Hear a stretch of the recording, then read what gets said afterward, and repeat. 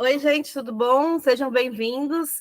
É a nossa quinta aula da disciplina da pós-graduação em psicologia e também do curso de extensão de psicologia comparada da Escola de Extensão.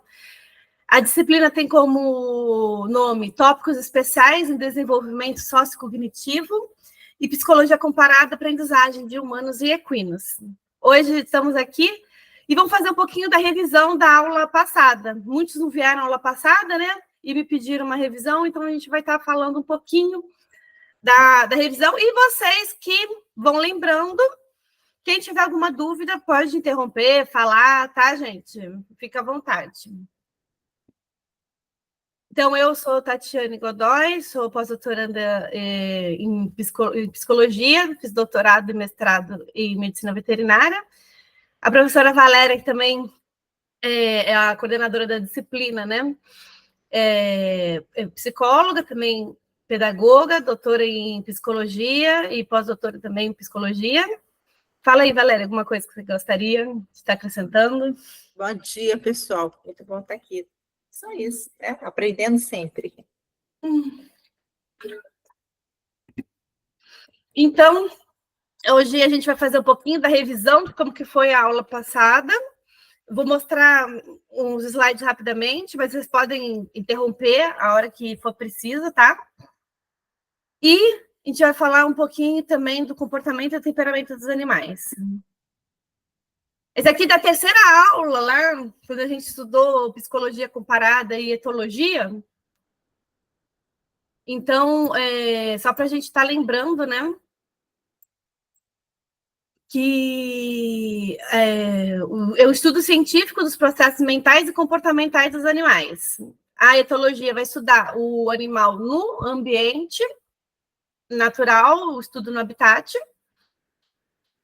e a psicologia comparada no laboratório de modo controlado. E também tem a etologia, Valéria, aplicada, que estuda o animal no cativeiro, né? Você está acrescentando alguma coisa?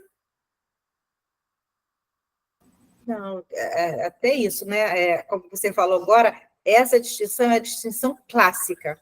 Atualmente, já está tomando uma outra configuração, né? Elas têm se aproximado mais, embora sejam duas disciplinas diferenciadas.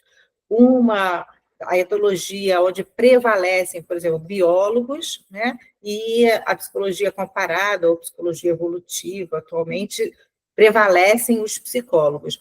Mas o que caracteriza ambas é a questão da interdisciplinaridade. E no nosso caso aqui do equilíbrio rural, a gente já visa a transdisciplinaridade, tá? Então, a gente está fazendo história.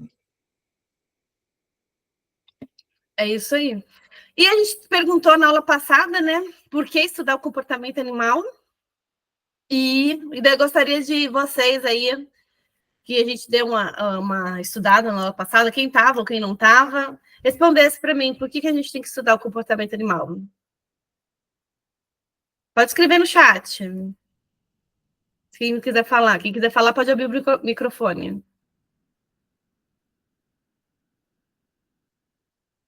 Fala aí, gente, por que a gente tinha que estudar comportamento animal? Ninguém quer falar? Tem alguma coisa no chat? Eu falo no chat, mas eu não consigo ver. Ah, deixa eu entrar aqui no chat. Ah, consegui. A Júlia falou para ajudar nos estudos do comportamento humano. Boa. Quem mais?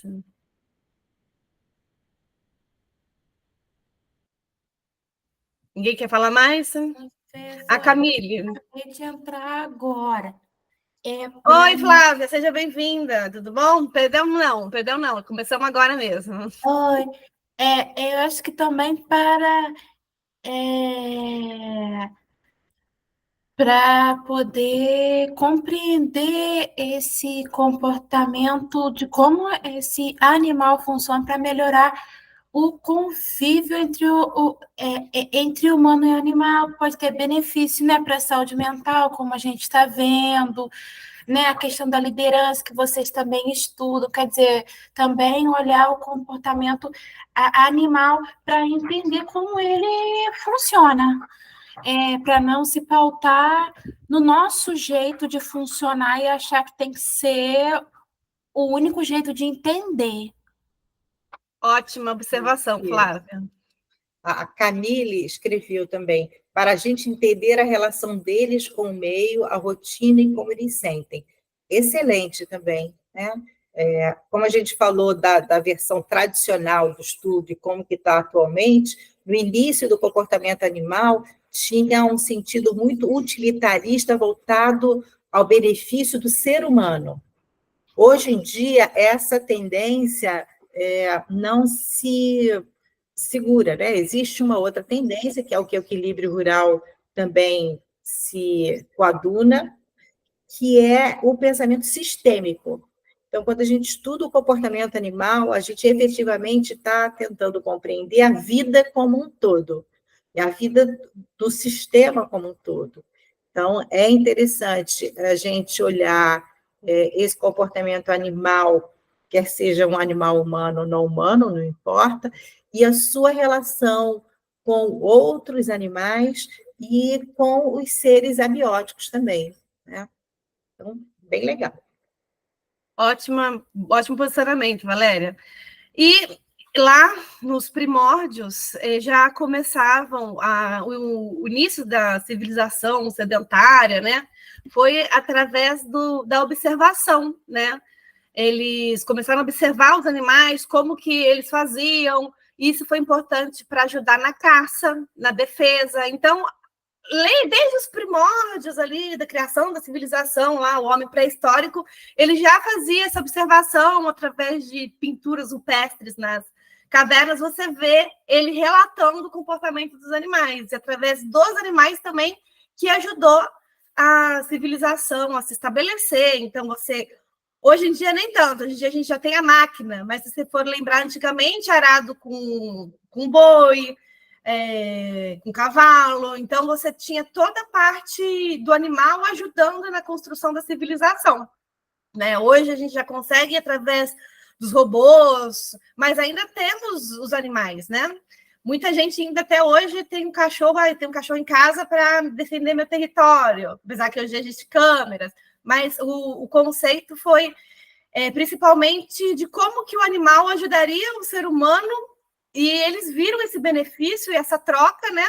E daí começou a questão da domesticação dos animais pelo ser humano e tudo isso. Então, a gente teve isso aqui é uma revisãozinha rápida da aula passada, onde a gente falou da origem dos cavalos, né? A gente trouxe essa questão que o cavalo era pequeno, tinha 50 centímetros de altura, e depois ele vai evoluindo, e hoje o cavalo já tem aí por cerca de 1,40, 1,50, dependendo da espécie, até 2 metros. E a principal evolução em referência à anatomia do cavalo, né? O cavalo pequenininho, que é o Iracotherium, ele tem ali 4 dedos apoiados. Não dá para ver o cursor. Dá para ver o cursor. Aqui, conforme a evolução até o Equus, onde ele vai ter apenas um dedo apoiado e vai dar maior velocidade para o deslocamento. Antigamente, os cavalos comiam folhas e brotos, e com a evolução ele passa a comer pastagem e viver em pradarias abertas. A evolução comparada, né, do homem e do cavalo, só para ter uma noção, esses ossinhos coloridos iguais que representam, né? Então, esses daqui, azulzinho, é o nosso pulso, que é o joelho zootécnico do cavalo. Lembrando que na evolução, aqui tem o pulso, então é esse dedo do meio, que está em amarelo, é o terceiro metacarpo, que vai virar a canela do cavalo, e entre a canela, que é esse osso que vocês estão vendo, metacarpo falangiano, é aqui o boleto do cavalo, essa regiãozinha aqui, ó, entre a falange e o metacarpo, e o cavalo vai se posicionar em cima de um dedo apenas, que daí vai ter as 3 falanges aqui, a falange proximal, média e distal, já a média distal dentro do casco. Isso é importante a gente saber, em decorrência da evolução, ele vai estar apenas em cima de um dedo. Então, todo o peso dele está ali. Então, muito importante os cuidados com os cascos dos animais. Então, esse aqui é da evolução, né? Que a gente já viu na aula. O dente também vai evoluir. Então, o dentinho pequeno que você vê do Iracotherium vai evoluir para um dente do Equus, que ele cresce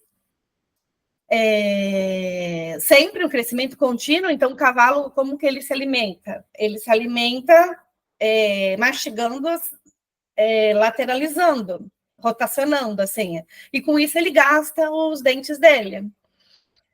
E o dente vai crescendo e vai desgastando. Essa foi a evolução, né, com relação à dentição. Então, você vai ter a evolução de alimentação. Então, a gente já falou das florestas para as folhas,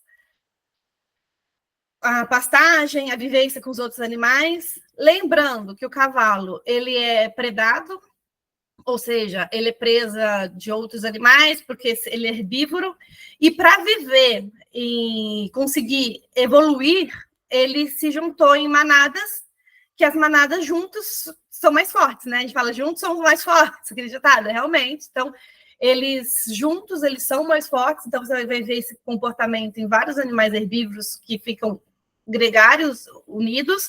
Isso também é importante em relação ao humano, que o humano também ele vive em manada, né? Então, ele tem um ser social. Quando a gente entra na faculdade, no início do primeiro período, a gente vê aquele monte de gente junto, a gente fala assim, olha os bichos, já sabe o que é bicho, tá tudo em manada, para quê? Para se proteger dos outros. Então, eles vivem ali junto, e a gente, mesmo depois da faculdade, acaba tendo depois o nosso vínculo social, o nosso grupinho, né? Não é mais aquele da manada que juntou, mas é importante essa questão do gregário. Ele é preso, então ele foge, e com isso ele tem excelentes percepções. A fuga, a defesa dele é fugir, mas ele pode atacar. Se ele não tiver como fugir, ele pode atacar, mandando coice e outras coisas. Então, a gente viu essa questão do pet, né? Hoje em dia, a gente está fazendo com que o cavalo seja cada vez mais domesticado, e em muitos lugares tem feito até os mini horses, estão colocando o cavalo mais como um pet do que como antigamente era a questão de trabalho, tudo. E nós falamos também na aula passada sobre a domesticação, né? Você acabou de falar. Aqui os cavalos, eles vão ser... Gente, estou passando rápido porque foi a aula passada, tá? E muita gente faltou. Os cavalos, eles vão ser divididos, cavalos de sangue quente, que são os cavalos para mais para corrida, que são cavalos mais leves, né? Que, por exemplo, aqui é um árabe, e o cavalo de sangue frio, os linfáticos, que são cavalos para peso, que eles carregam tração, que eles carregam... Foi os cavalos que ajudaram nas construções das ferrovias, trazendo aqueles ferros que fazem a ferrovia, não lembro o nome agora, mas essa é a questão. Então, você vai ter dois tipos, assim, bem diferentes de cavalos. E a gente lembra, agora que eu quero ver se vocês lembram, gente.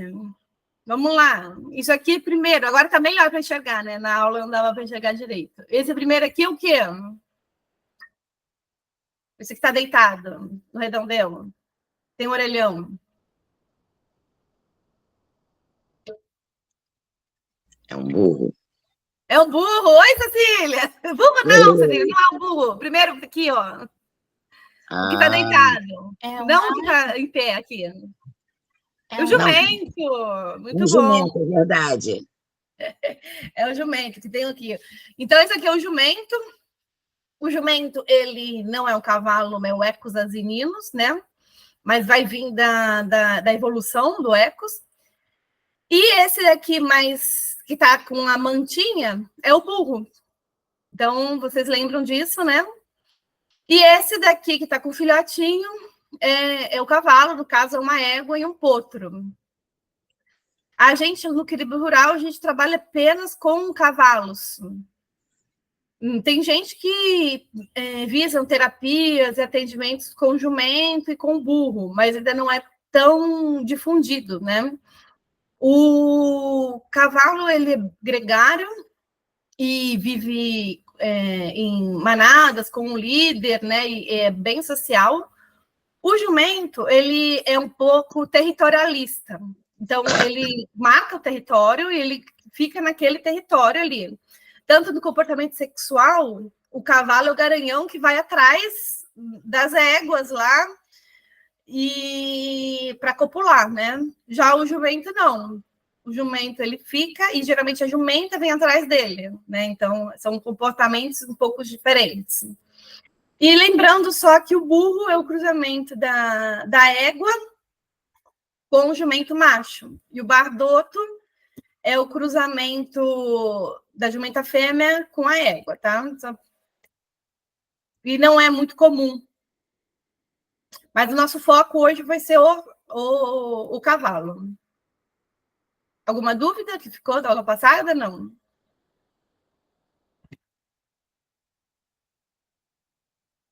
Ainda em evolução, a gente tem a zebra. A zebra ela não foi domesticada até hoje. Então, você vai ter zebras em zoológicos, na natureza, mas você não tem a zebra domesticada. Algumas teorias falam que, como o cavalo ele tem essa questão de assumir a liderança da manada, o homem conseguiu assumir a liderança na manada do cavalo e o cavalo vir ser domesticado. Já a zebra, eles têm um pouco de dificuldade de domesticar ela por conta disso. Eu trouxe esse vídeo aqui, quem viu na aula passada, acho que vale a pena rever, achei muito engraçado esse vídeo aqui, eu vou passar para vocês rapidinho.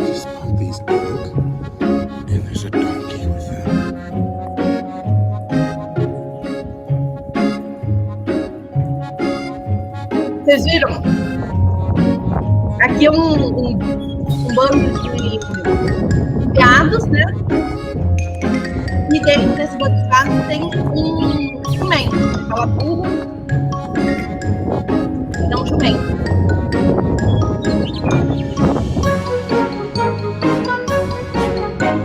E esse jumento ele fugiu e, segundo eles acham que esse jumento está liderando essa manada, né?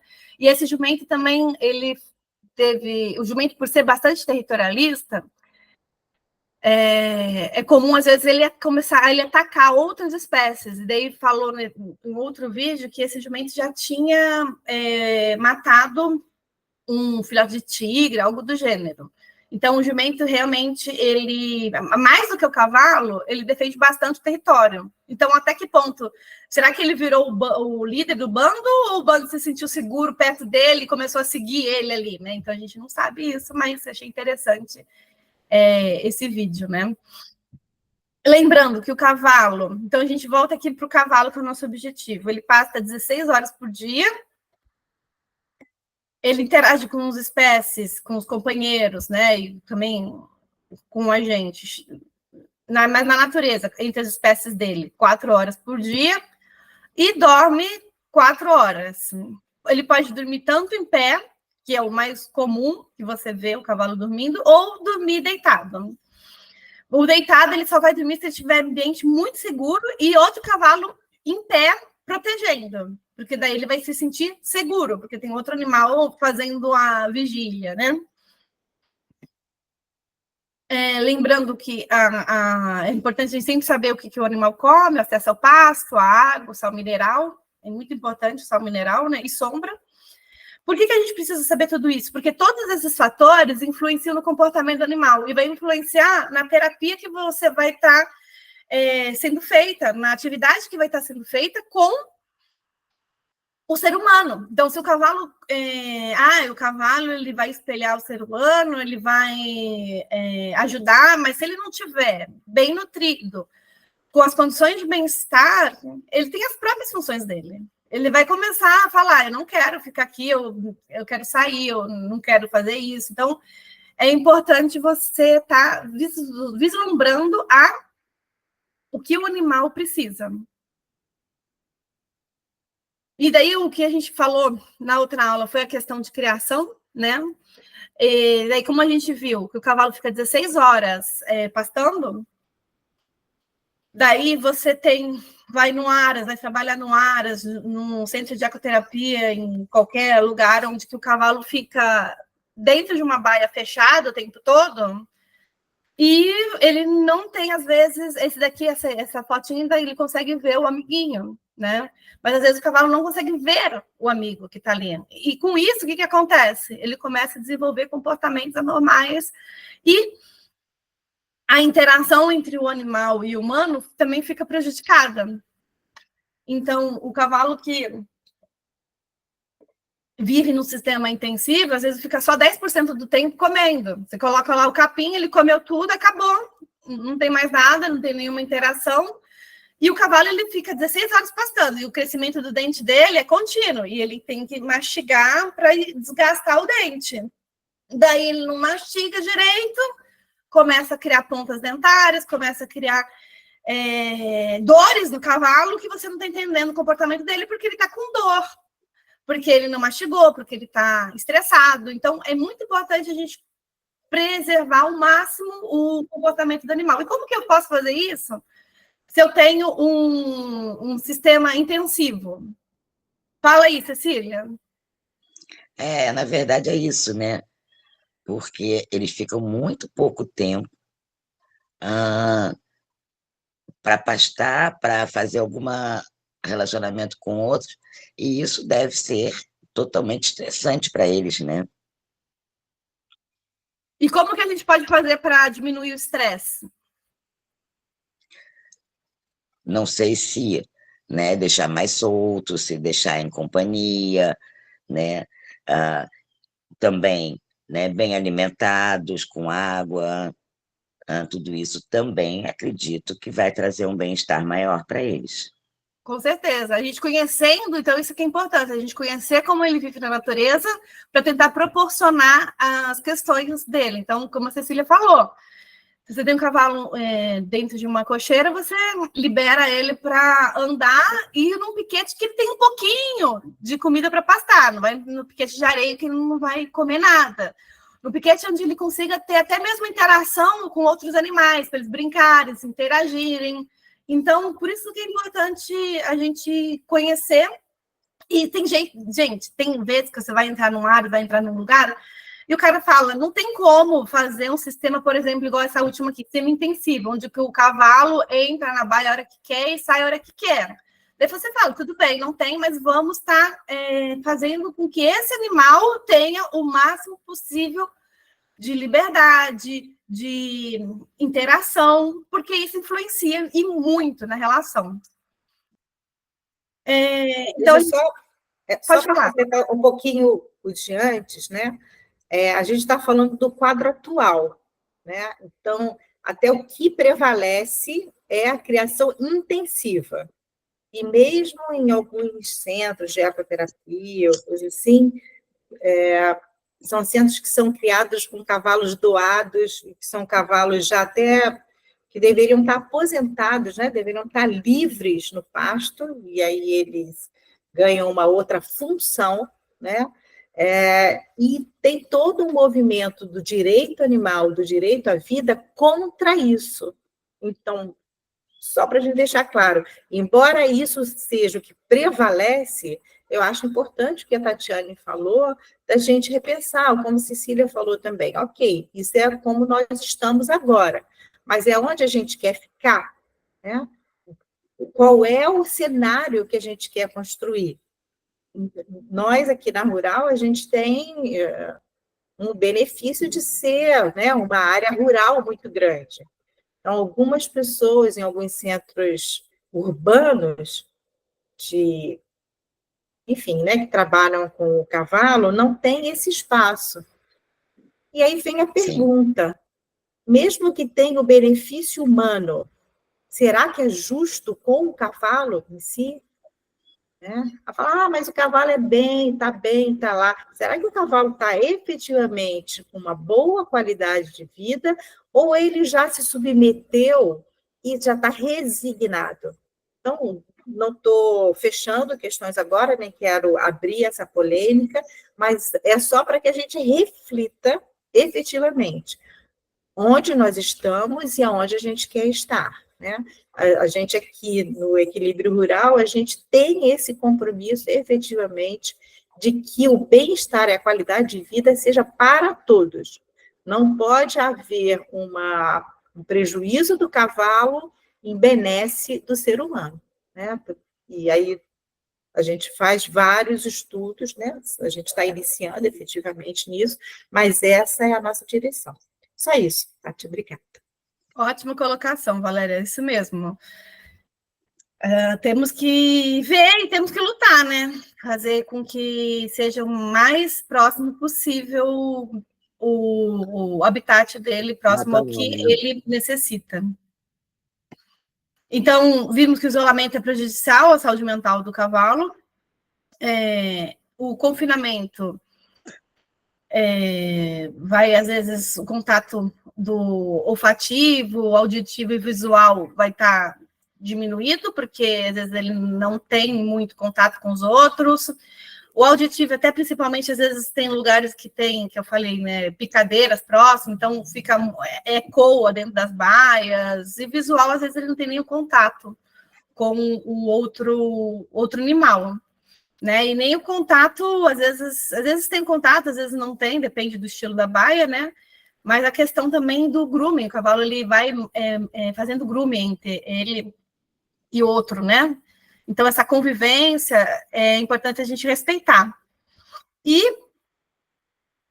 temos consciência que muitas vezes vão gerar agressões, os cavalos durante a alimentação, eu coloco meu cavalo solto e vou lá no equilíbrio rural, né? A gente vai e distribui a ração, durante a alimentação vai haver, mas eles vão tipo assim, eles se entendem, né? Não é precisa você colocar o cavalo dentro de uma baia para evitar uma agressão. Eles próprios se entendem, eles mesmos se comunicam e eles se estabelecem ali, né? Então, isso que é importante para a gente ter uma boa saúde física e mental. Então, a gente vai ver comunicação não verbal do cavalo. Eu vou colocar esse videozinho de novo, que eu achei ótimo, para a gente lembrar rapidamente. Em comparação com os humanos, que gastam muito tempo comunicando-se pela voz, os cavalos são animais que se comunicam na maior parte pela linguagem corporal. É nossa responsabilidade, portanto, aprender e ouvir essa linguagem. Existem muitas considerações a serem feitas quando olhamos para a linguagem corporal dos cavalos. Isso inclui a posição das orelhas, do rabo, do nariz e da boca, os olhos e toda a postura e comportamento. Muitas pessoas avaliam o cavalo pela posição das orelhas. Contudo, é importante lembrar que elas não estão só comunicando algo. São sensíveis e capazes de se mover em diferentes direções, a fim de coletar informações auditivas. As orelhas indicam principalmente onde a atenção do cavalo está focada. Quando as orelhas estão para frente, a atenção do cavalo está à sua frente. Por exemplo, quando encontra outro cavalo ou na frente de um obstáculo que irá saltar. Orelhas para o lado podem indicar sonolência ou atenção para algo que está ao seu lado. Orelhas para trás podem indicar submissão, medo, dor ou que a atenção do cavalo está direcionada para trás. Com relação ao rabo, quando está alto pode indicar excitação. É visto em comportamentos sociais como correr, brincar ou encontros com outros indivíduos da manada. A cauda levantada é vista quando o animal está excitado ou com medo. Quando, por exemplo, encontra um novo cavalo. Pode ser visto também em éguas no cio. Uma cauda que balança constantemente pode ser um sinal de irritação ou incômodo. É visto bastante em cavalos que não estão sendo montados.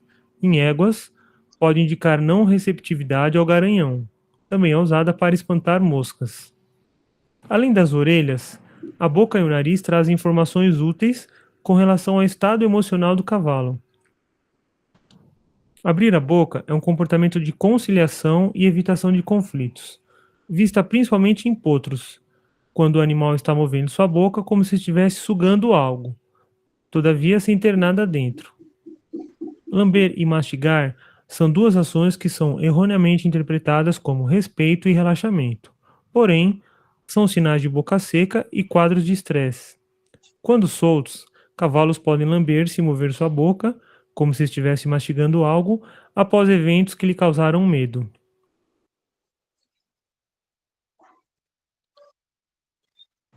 Boca fechada e parada pode indicar uma série de ações que não agradam o cavalo. Pode ocorrer após ações que lhe trouxeram medo, conflitos, dor e agressividade. Quando age assim, os lábios do animal ficam mais pronunciados. Uma boca fechada e parada, em combinação com as narinas dilatadas e para frente, podem indicar ansiedade ou conflito. O nariz para frente sem a boca fechada pode indicar algo agradável para o cavalo, como por exemplo, quando o cavalo está sendo coçado. Narinas dilatadas indicam excitação ou medo. Isso é visto tanto no cavalo que está brincando no campo, por exemplo, ou quando está sendo montado e sente medo. Narinas com pregas indicam irritação, aversão ou dor. Quanto mais pregas, maior a irritação. Falando agora dos olhos, pálpebras parcialmente ou totalmente fechadas podem indicar sonolência ou dor. Se o branco dos olhos está visível, o cavalo está assustado. Uma prega grande em cima dos olhos pode indicar estresse. Cavalos são animais sociais e dependem da capacidade de viver com outros indivíduos. Como resultado, evitam violência física e tentam reduzir conflitos, usando técnicas de intimidação antes de partir para o ataque. Cabeça para frente é uma atitude ameaçadora, quando a cabeça está baixa, o pescoço estendido e as orelhas para trás. Esses sinais mostram outro cavalo para se manter longe ou se afastar. O cavalo pode também levantar um de seus anteriores e balançar sua cauda para impressionar outro animal. Bater um dos anteriores é também um sinal de ameaça, quando o cavalo move rápido e com força. Esse comportamento é visto com frequência quando o animal encontra outro cavalo e deseja manter a distância entre eles. O cavalo faz questão de dizer a seu companheiro que não deseja contato. Mordidas são ameaças agressivas quando o pescoço está estendido e a boca aberta. Novamente, o animal mostra não desejar contato. Mostrar a garupa é uma forma discreta de ameaçar o outro cavalo com coices. Essa é uma forma defensiva, na qual o animal pode levantar um de seus posteriores, levantar a cauda ou balançar, e às vezes recuar em direção ao agressor. Para concluir, é importante olhar para seu cavalo de uma maneira holística, pois uma característica pode ter mais de um significado. Por exemplo, não é porque o cavalo está olhando para a frente que necessariamente ele está feliz. Para artigos sobre treinamento baseado na ciência, visite fairhorsemanship.com. Se você gostou desse vídeo, não esqueça de se inscrever no canal para mais vídeos sobre treinamento de cavalos, comportamento e bem-estar. Se você deseja me apoiar, clique no link do Patreon que está na descrição abaixo. Tenha um bom dia e vejo você no próximo vídeo. Eu acho ótimo, né, esse vídeo, porque ele mostra pra gente de uma maneira holística, tudo. É lógico, eu coloquei esse vídeo já na aula passada, estou recolocando aqui, porque o cachorro, a gente consegue ler bem. Por quê? Por que a gente consegue ler bem um cachorro e não um cavalo? Fala aí. Eu acho que é convivência também, né? Convivência, que a gente convive com o cachorro, a gente sabe. Chega lá, né, meu cachorro está sentindo dor, o meu cachorro falou isso, você fala assim, falou? O cachorro está falando? Não, não está falando. Mas a convivência com ele, você sabe. Então, quanto maior a convivência você tiver com o cavalo, mais fácil vai ficar essas observações do que ele está falando. Então, isso é importante. Então, quem for trabalhar com o cavalo, é importante que faça estágio, que conviva, que faça essa observação de... lembro da vezes a Cecília chegava, né, Cecília, sentava ali, observava, olhava, via a relação, como que ele se comunica, o que ele está falando para o outro, como que está ele ali, né? E, para isso, só rever isso aqui, eu já falei na aula passada também, tá? É sobre os 5 sentidos. Então, é importante a gente ver que a revisão do cavalo, ele vai ter tanto uma visão de um olho só, que é monocular, que ele enxerga tudo, até lá atrás e volta, quase... os 2 olhos aqui vão quase uns 200 e pouco, né, graus, porque aqui na frente ele vai ter uma área cega, exatamente atrás ele também vai ter uma área cega. Mas ele só vai ter a noção de profundidade quando ele estiver focando com os 2 olhos, que é visão binocular. Daí ele vai ter a noção de quão longe está, de quão perto está. Por isso que os carroceiros, né, colocam o cavalo para andar na rua, aquele antolho, para você fechar aqui, ele só ter a visão binocular, para ele saber onde que ele está indo e não olhar tudo que tem ali por trás, né? Porque o que está vindo aqui, muitas vezes, ele não sabe se está chegando muito próximo ou não, ele pode assustar, por não ter essa noção de profundidade. Deve ser desesperador para ele, né? A audição. Então, ele percebe bem as frequências agudas e longas distâncias, mas ele prefere né, para ele sentir mais segurança, porque o agudo lembra bichos como cobra, bichos peçonhentos. Então, é normal a gente subir no cavalo e mandar beijinho para ele andar. Mas por quê? Porque essa frequência é uma frequência que motiva ele a andar. Quando você quer chegar próximo do cavalo, você não vai mandar beijinho. Muitas vezes as pessoas te mandam beijinho, né? A não ser que você queira distrair ele. Até as meninas estavam que fazem a extensão, né? No outro dia, eu fui chegar perto do Petros, eu mandei beijinho para ele, porque eu queria distrair ele, que ele estava assim, olhando com uma cara com as orelhas meia baixa para mim, daí eu mandei beijinho e ele distraiu. Daí, quando ele distraiu, eu falei, Petros, Daí eu fui, daí ele me viu, chegou e tranquilizou. Daí você vai ver que cada animal tem o seu jeito, mas normal, tá? É você fazer devagarzinho, a não ser que você queira chamar a atenção dele, como eu fiz para chamar a atenção do cavalo. O olfato, eles têm capacidade de sentir odores a quilômetros e tem memória olfativa, então muitas vezes a pessoa vai e pega a cenoura na mão e depois vem com aquele cheiro de cenoura, o cavalo vai ficar lá tentando comer a mão da pessoa porque está com cheiro de cenoura. Ele vai sentir aquele cheiro, né? E também, isso também faz com que ele sinta também cheiros de hormônios que a pessoa exala, do medo, né? O medo tem cheiro. Então, isso tudo você vai ter essa capacidade. O tato, que ele é bem sensível na pele, e o casco dele também sente vibrações, então não é só a pele, é o casco, a ranilha, ela é sensível, ela sente ali. Então, é importante estar limpando o casco do animal, deixando a ranilha em contato com o solo. E o paladar, ele prefere doce, mas é muito importante o sal.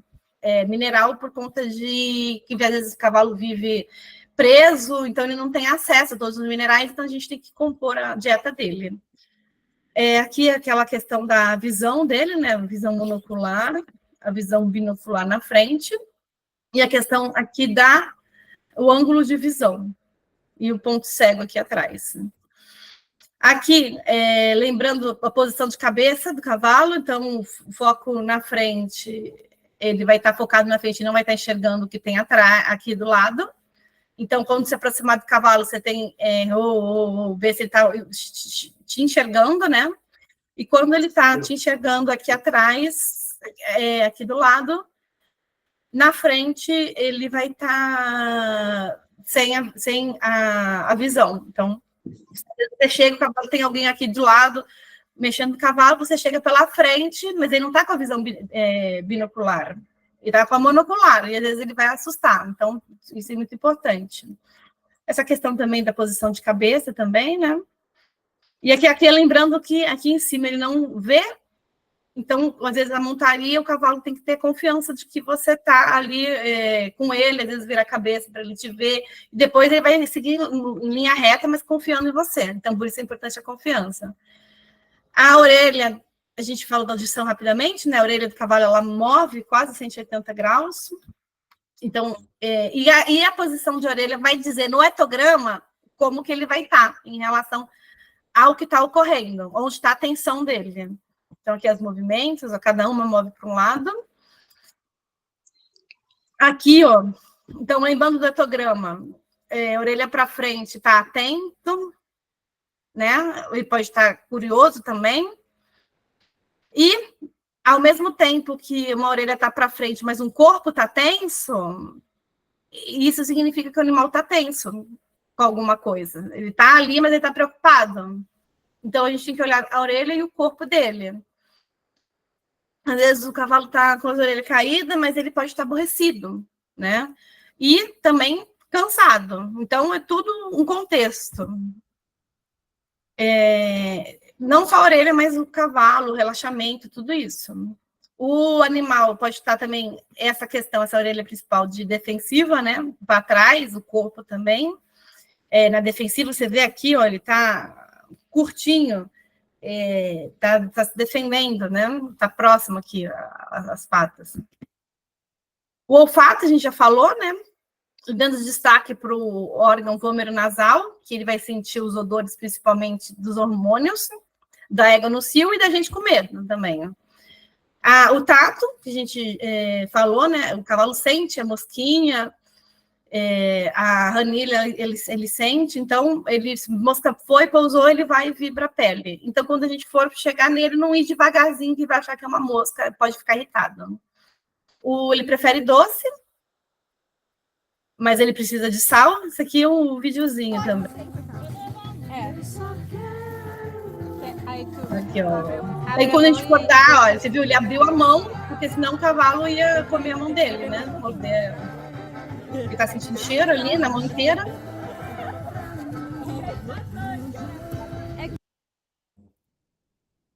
E o sexto sentido do cavalo, que é a empatia. Como que ele sente a gente, como que ele se comunica, né? E o que ele sente de nós. A gente já fez... Fala. Só antes de passar para o comportamento, né? E para chamar a atenção nessa questão das sensações. Por que a gente está falando das sensações? Trazendo para o eixo central do equilíbrio, né? Então, o nosso propósito é a qualidade interacional. Então, a nossa palavra-chave é a interação para essa visão do sistema, como a gente fala como um todo. E, comumente, quando a gente vai falar de interação, né, quais são os conceitos básicos que a gente estuda para poder aproximar melhor e compreender melhor e avaliar essa qualidade vincular? É a percepção. Então, como que esse indivíduo está interpretando o mundo que ele está, quais são os estímulos que ele está captando e que sentido ele está atribuindo qualquer indivíduo. Então, quer seja, no nosso caso aqui, né, a gente está falando de dois indivíduos, a gente está falando do indivíduo equino e a gente está falando do indivíduo humano, tá? Então, é a percepção. O outro aspecto interacional que a gente considera é a comunicação. E a comunicação, no nosso caso, né, o nosso eixo básico, o nosso conceito central é a narrativa. E é nessa hora que a gente fala da narrativa, a gente subverte o conceito tradicionalmente assumido como uma narrativa oral, apenas, ou narrativa, na verdade, verbal, quer seja na sua modalidade oral ou escrita, E como, mais uma vez, a gente pensa de uma forma sistêmica, de uma forma que a gente possa atender tanto a filogenia quanto a ontogenia, ou seja, que a gente entenda como é que é esse comportamento animal de seres, né, humanos ou de animais não humanos, a gente vai trabalhar a narrativa como a expressão do ser em interação. Então, é qualquer expressão do ser em interação. E aí a gente vai agora articular com outro conceito-chave, que é a percepção. Então, no nosso caso também, o humano, a percepção visual é o que predomina. No cavalo, não é só a percepção visual, né, por conta de tudo que a Tatiane falou. Ele tem a questão auditiva, ele tem outros estímulos. E que estímulos são esses? Como esses estímulos são captados, né? Eles vão ser captados de 3 formas, que são os estímulos estereoceptivos, que são esses que a Tatiane acabou de falar agora. A gente está... Toda vez que a gente fala de sentidos, a gente só pensa nos estímulos estereoceptivos, que são visão, audição, paladar, tátil e olfato. Né? Mas existem mais 2. Então, esses são os estímulos estereoceptivos.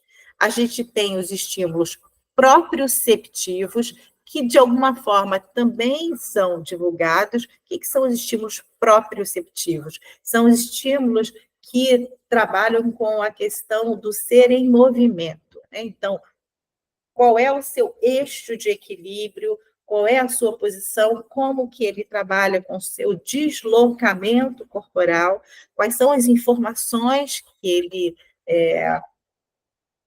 traz, né? Didaticamente a gente separa tudo isso, né, gente? Quando a gente vive, tudo isso é de uma forma dinâmica. Então, essa parte, principalmente na ecoterapia, é muito visada, né? O estímulo proprioceptivo por conta do eixo de equilíbrio, por isso que importa fazer a avaliação equina da postura, do tamanho, que não é o nosso caso efetivamente, que, embora os trabalhos de interação assistida por equinos possam ser feitos também na montaria, no nosso caso de equilíbrio rural, a gente opta, ou a gente prevalece a interação terrestre, né? No sentido de ter uma horizontalidade nessa interação. Agora, o terceiro que eu gostaria de chamar a atenção, que é pouquíssimo discutido, conhecido, valorizado, são os estímulos interoceptivos. E, nesse sentido dos estímulos interoceptivos, o conceito central, ou o conceito que se emerge, chama-se senestesia. O que é a senestesia? A senestesia é a capacidade de observação interna e a consciência de como se está. Se você está relaxado, se você não está, como que estão... É uma relação muito mais de observação visceral, tá? E o ser humano acabou se distanciando disso, muitas vezes porque presta mais atenção no que a pessoa fala do que como o seu tônus muscular está, tá? Resumindo, então, quando a gente faz uma avaliação de uma cena, tentando focar e analisar essa qualidade interacional, a gente precisa observar esses 3 tipos de estímulos. Então, estereoceptivos, proprioceptivos e interoceptivos. Tá? É isso que vai diferenciar a qualidade observacional de um profissional.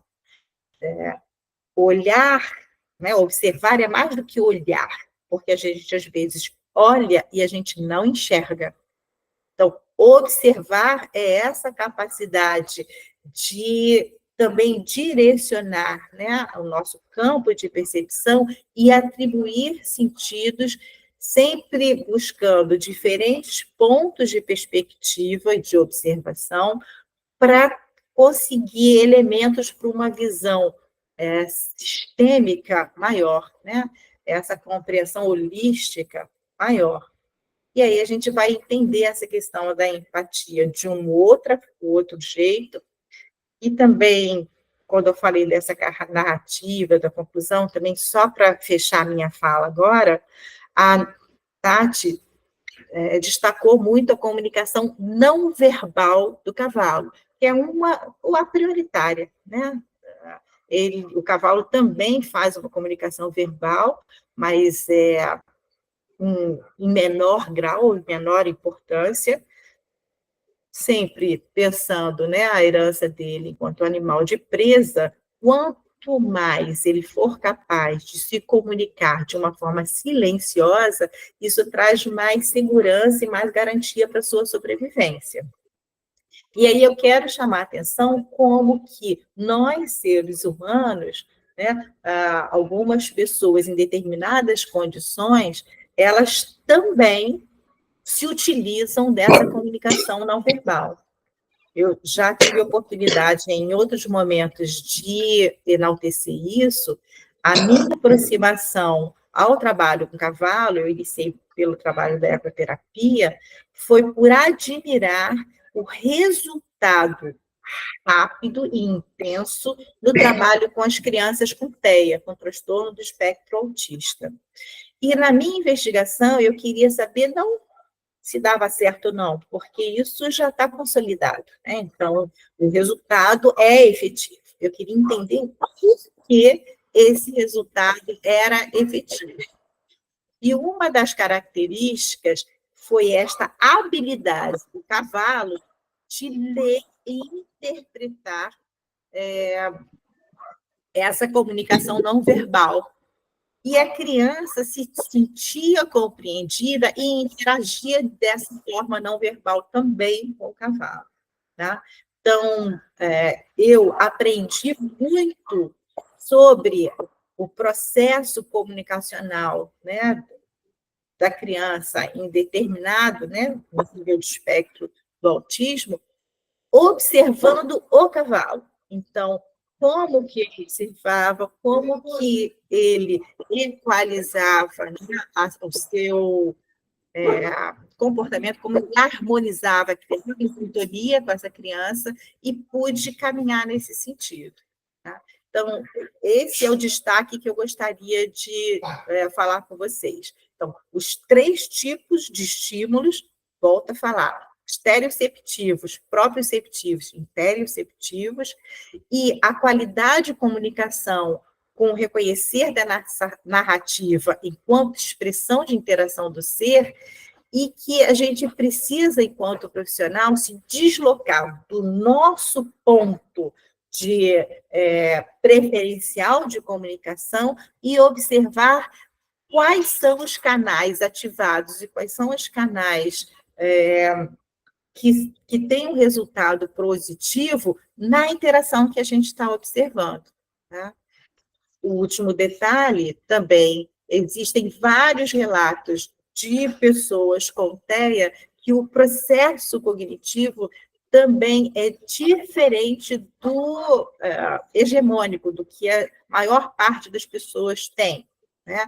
Que é o pensamento verbal. Muitas pessoas, né, com o espectro autista, e eu vou falar Temple Grandin, porque foi uma que enalteceu esse ponto, pensa por imagens.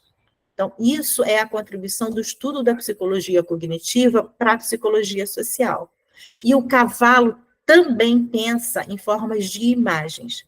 Então, todos esses fatores associados, eles dão uma nova perspectiva, né, de significação ao que é vivenciado. Tá? Termina aqui a minha fala e Cecília e Stephanie levantaram a mão. Vamos começar pela Cecília, pela ordem, depois Stephanie fala e depois Tati.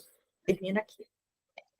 Na verdade, é muito do que você falou, né? E em relação, né, ao cavalo, a tudo isso. Então, uma das coisas, né, que me mostrou, quem me mostrou a psicoterapia com o cavalo, não fui eu que mostrei, foi o cavalo, a égua que nós tínhamos, que era Maria Lua, que era completamente entregue, vamos dizer assim, a esse trabalho, né? E em cima disso é que a gente acabou construindo, né? Eu acabei construindo essa história da psicoterapia, né? Com os cavalos.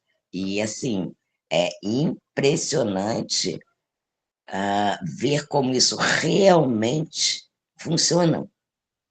Como os cavalos, muitas vezes, quando a gente vai até fazer alguma coisa, eles se recusam porque não é aquilo que está sendo, que seria bom, não é aquilo que estaria sendo adequado, né? Então, eu acho. E aí cabe a gente, né, começar a olhar, a ver, a perceber, a entender, né, vamos dizer assim, a ampliar essas possibilidades, porque elas são inúmeras.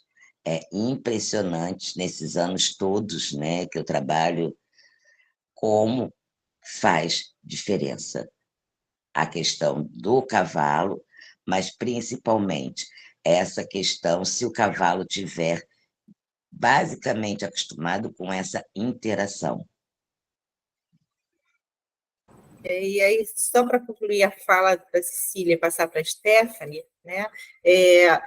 Nessa hora, a gente liga do que a gente chama de liderança horizontal ou liderança sem ego, ou liderança humilde. Então, nesse sentido, é de você efetivamente se colocar no patamar do seu interlocutor e não se colocar superior a ele. Nessa hora, como a Cecília falou e eu também, o cavalo foi o ensinante. O cavalo é quem tinha uma novidade, uma aprendizagem que a gente precisava ter. E se a gente não tem essa posição de humildade no sentido de se abrir efetivamente para o diálogo com o outro, quer seja esse outro, um animal humano ou não humano, não importa, a gente não consegue aprender. Tá? Stephanie, você. Professora, não seria nem uma fala agregar, seria uma pergunta mesmo. A minha prática não é com autistas, nem com a psicoterapia com cavalos. Seria uma pergunta mesmo de se a senhora poderia dar um exemplo prático de como foi uma intervenção, né, com um paciente autista, ou eu compreendi a dinâmica, mas assim, na prática, como que foi terapêutico para o movimento dele, o que agregou para ele, ou o que até mesmo o animal conseguiu agregar ali de forma, né, no momento, assim, na terapêutica. Tá, eu vou falar, eu acho que Cecília também tem exemplos assim super ricos. E só uma coisa também para esclarecer, Stephanie, né? Por isso que é bem legal a participação de você, né, das outras pessoas do PPG-PSI, mesmo que não tenha um trabalho direto com o cavalo, porque o que a gente está falando é de base epistemológica. Então, toda a nossa contribuição teórico-metodológica, ela não se restringe ao trabalho com o cavalo. O que, na verdade, a gente está construindo teórico e metodologicamente é a explicação ou aprofundamento da qualidade interacional. Por isso que, para a gente, em psicologia, em qualquer área, né, quer seja psicologia hospitalar, psicologia escolar, psicologia jurídica, não importa, e em qualquer campo de atuação, né, quer seja com criança, com adulto, com família, individual, tá? Então, com a questão com o cavalo. Vou falar uma coisa que me tocou profundamente, né? Onde que foi, para mim, o meu botão de mudança. Eu falei, eu tinha uma clínica, eu tenho, né? Uma clínica com pessoas com TEA, entre outros, mas com pessoas tá? E dentre elas, algumas pessoas com condição com TEA. E a minha clínica sempre foi muito boa, né? Então, o resultado era muito bom. Mas demorava, tá? Eu sempre tive como base isso, me colocar no lugar do outro e tentar observar a percepção do outro e entender quais os processos que ele utilizava para a construção dessa realidade. Tá? Então, isso efetivamente eu já tinha, mas era muito mais demorado porque eu ainda estava presa aos meus pontos. Por exemplo, a gente, voltando também, o TEA é um espectro, né? Então, vou falar das pessoas com um comprometimento maior, vamos dizer assim. E aí que a gente, costume, a gente fala assim, a pessoa com autismo olha para o vazio, é uma pessoa desatenta, ou é uma pessoa que se prende a olhar para o nada. Muitas vezes, né? Não, é balela isso. O que acontece é que o que ele está olhando, nós, como observadores, não atribuímos nenhum valor. Então, a gente não qualifica e não compreende esse valor. E aí a gente compreende aquele comportamento como patológico. E aí a gente quer enquadrá-lo, a gente quer puxar para um quadradinho nosso. Mas fica o contrário, que para ele não tem o menor sentido. Então, às vezes, se você se presta a olhar isso, às vezes é um detalhe do ponto que está olhando, você vai olhar, é uma teia de aranha, entendeu? É uma rachadura na parede, que tem um sentido, sim. Agora, o cavalo, ele não tem esse pré-julgamento de querer enquadrar ali. Ele vai fazer essa articulação e essa sintonia para criar essa sinergia. Então, ele não tem esse pré-julgamento. Tá? Então, quando eu estou falando desse pré-julgamento, em tudo, né? Que o ser humano fala do bom, ruim, do normal e anormal, o cavalo simplesmente é. E aí ele consegue olhar a criança e perceber que ela não é um ser de ameaça, de perigo. Então, mesmo, às vezes, uma criança com paralisia cerebral, por exemplo, que tem descoordenação motora, né? Sim. Aquilo não o afeta, ele fica tranquilo, a criança sintoniza com aquela tranquilidade, e aí o quadro muda. Aí você consegue compreender por que a coisa caminha mais rápido, tá? Então, isso falando na questão com autismo, agora generalizando para outras áreas. Valéria, posso contar um caso rapidinho? Pode. Tá, então depois eu termino aqui. Maria Lua, né, que era a égua que a gente iniciou o trabalho, que mostrou tudo isso, ela não suportava ficar presa, principalmente, muito junto, né?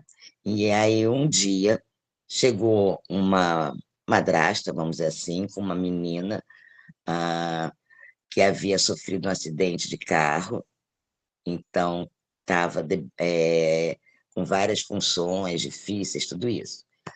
E aí, nós estávamos, né, nas baias, vamos dizer assim, né, mas exatamente só para pegar, para poder ajeitar. E aí, quando eu chego, a menina está agarrada, Maria Lua, que, né, estava presa, cavalo é mais difícil, tudo isso.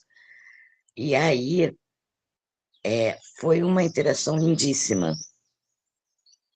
Só que a tal madrasta, quando chegou, olhou para a égua, era uma moça do meio hípico, essas coisas todas, olhou para Maria Lua, né, e falou assim, essa égua que é tão fantástica,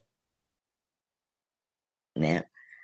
Eu falei, então faz o seguinte, trabalha você com ela, pega ela para funcionar.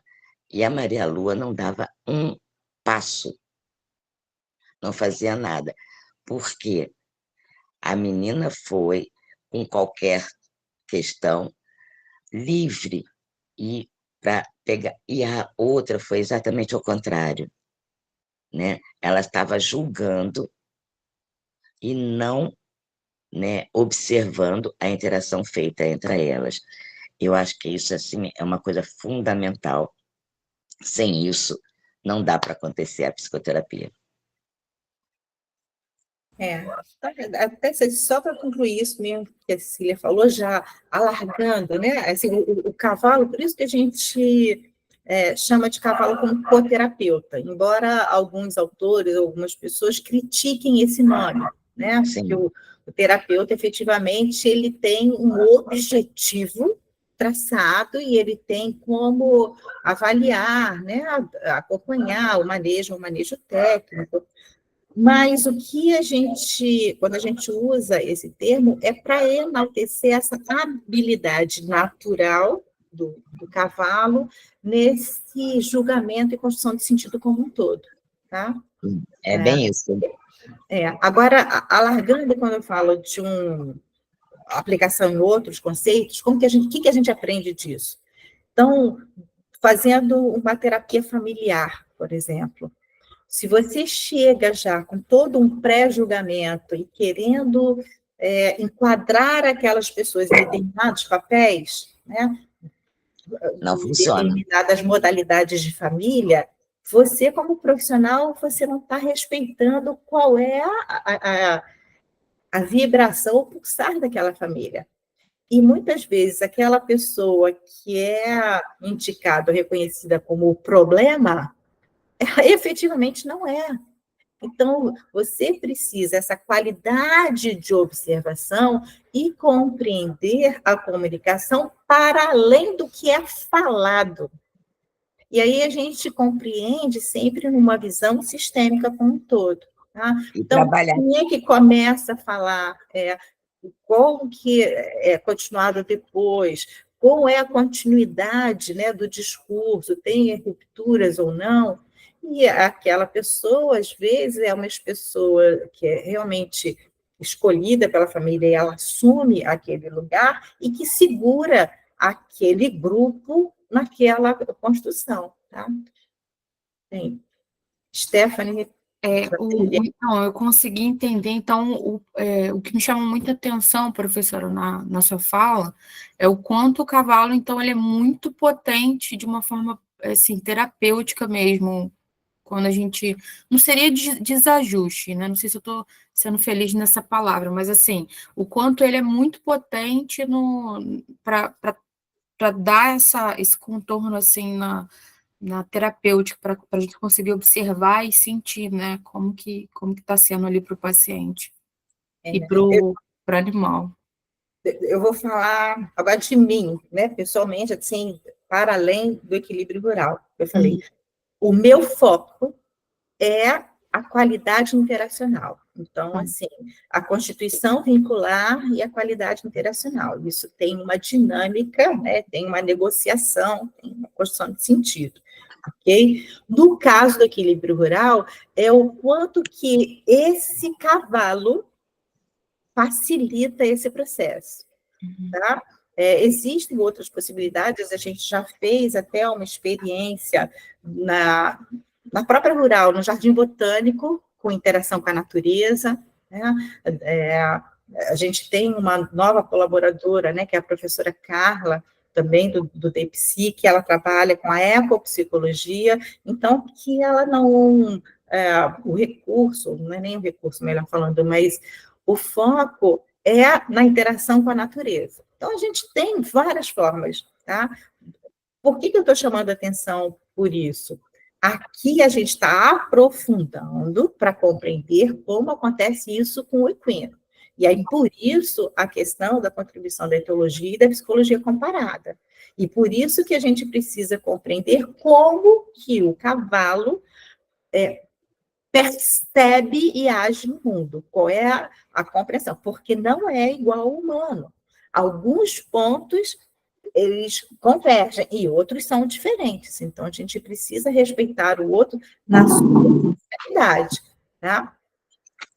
Mas existem outros tipos de intervenção assistida por animal, existem outros tipos de intervenção terapêutica ou psicoterapêutica que não são só com cavalo. Então, em algumas situações, não vai ser o cavalo, porque essa questão do cavalo é caro.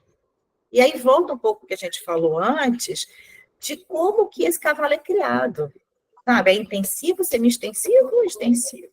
Então, falando por mim, eu acho muito caro, né? Você garantir um trabalho, até uma oferta de ecoterapia ou intervenção assistida por animal, com um cavalo que ele vai ter que pagar o preço de morar só numa baia. Por mais que essa baia seja de ouro, é uma prisão. Tá? E aí fala, mas se não for assim, então a gente não tem, porque como é que eu vou ter isso dentro de uma cidade? Eu não consigo ter esse espaço dentro da cidade. Então não tenha. Não tem. Não tem. Porque, mas o cavalo é maravilhoso. Peraí, mas é maravilhoso para quem? Quem está ganhando nessa equação? Pode ser, pode. Você pode fazer outros trabalhos, sabe? Com diferentes outros animais. Um cachorro, por exemplo, que já está domesticado, a necessidade dele de espaço é outra, a relação. Mas aí a gente tem que fazer todo esse estudo que a gente está fazendo com o cavalo, com o cachorro. Entendeu a questão da decisão? E por que a gente fala também que o nosso posicionamento é um posicionamento ético-político? Né? Não é, então todo mundo, vamos comprar o cavalo. Né? Eu não sei ainda, assim, né, que tem um posicionamento claro, mas fico pensando como é que são essas mudanças genéticas agora. O cavalo, não é à toa que a Tati mostrou a questão da evolução, o cavalo está voltando ao tamanho da sua origem. Então, já tem cavalos agora geneticamente modificados para serem pet do tamanho de um cachorro. Tá? Ok, mas quem é que está ganhando com isso? Entendeu? Por que isso? Então, não sei se... Que necessidade é essa, né? Não tenho a resposta, mas eu tenho a pergunta. Para quê, né? Tati, querida, com você. Ótima, gente. Ótima discussão, o pessoal conversar, falar, né? A gente entender, ter esse momento rico, né? Então, é muito bom a gente estar conversando aqui. E, para a gente ir adiantando, eu trouxe... deixa eu ver aqui. Esse vídeo, né, a gente falando de comportamento, a gente vai falar agora um pouquinho aqui, ó. Então, vamos estar observando os cavalos lá do equilíbrio rural, né, todos juntos ali, esperando a comida, com a comida aqui na mão. Daí ele já indo, ó, estou aqui minha sombra, estava andando, daí de repente parou a internet. De repente parou. De repente, a internet parou. Calma aí. Já para play. Uai. Eu, hein?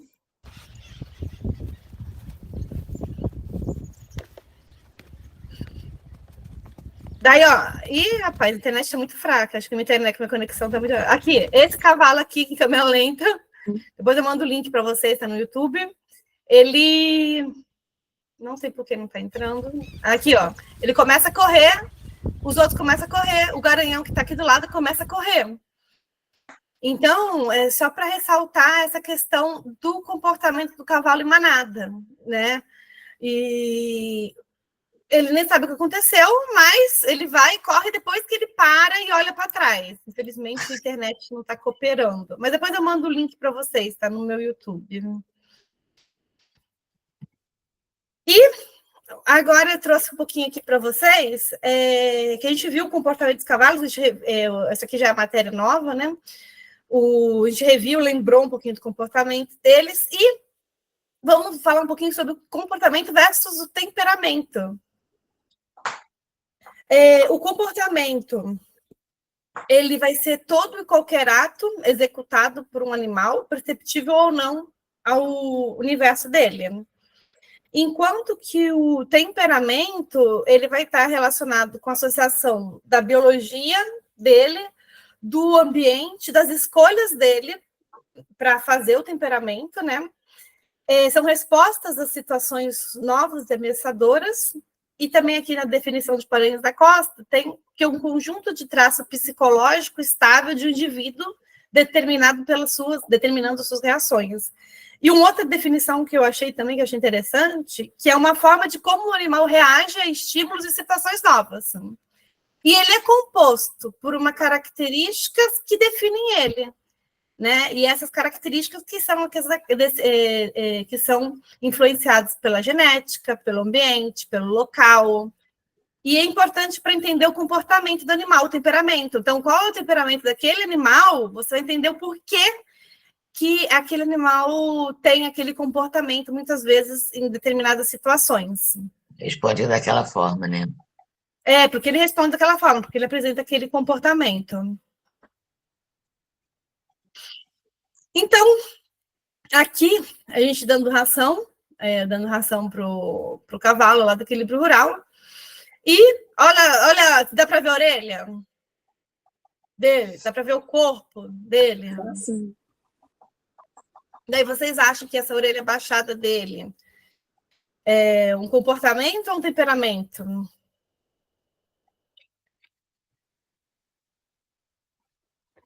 Eu acho que é comportamento. Comportamento. É um comportamento que se expressa dentro do temperamento dele. A orelha abaixada é o comportamento. Mas eu sempre colocar ração e ele ser agressivo na hora de comer, porque ele não quer dividir, é o temperamento dele. Essa agressividade na hora de comer.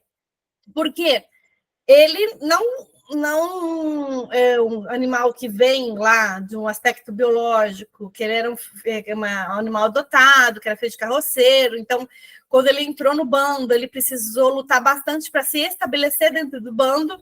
Então, às vezes, quando ele está alimentando ele vê a questão da ameaça. Então, o temperamento dele eu estou comendo, é meu, eu não vou dividir com ninguém. Que se expressa pelo comportamento de abaixar a orelha, de bater.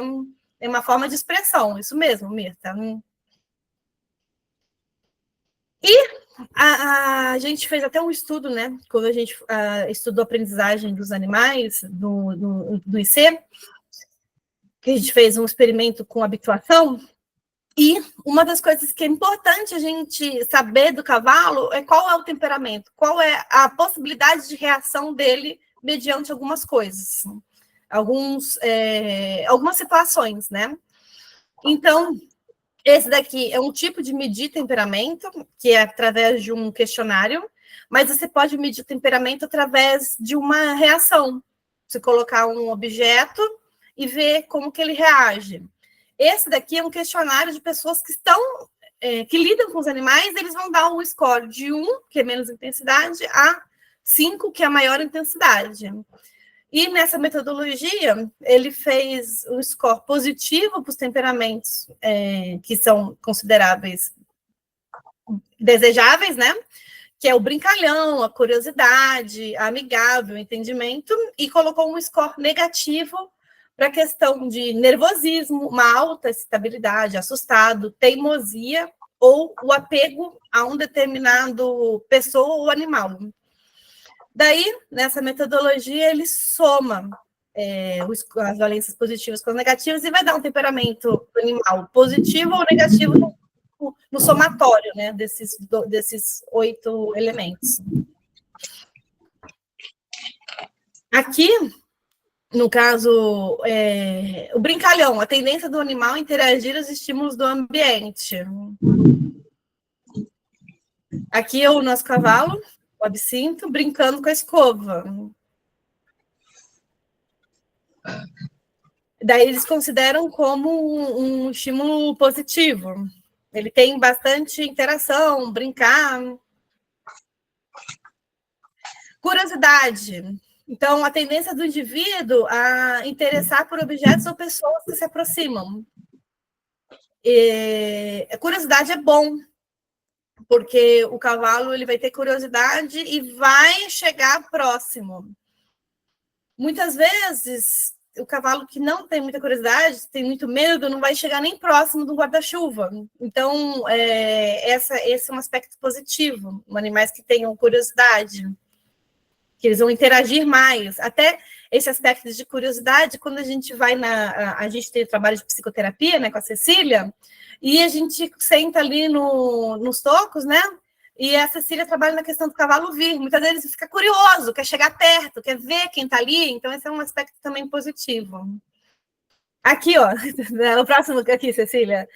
Amigável, né? De ele aceitar.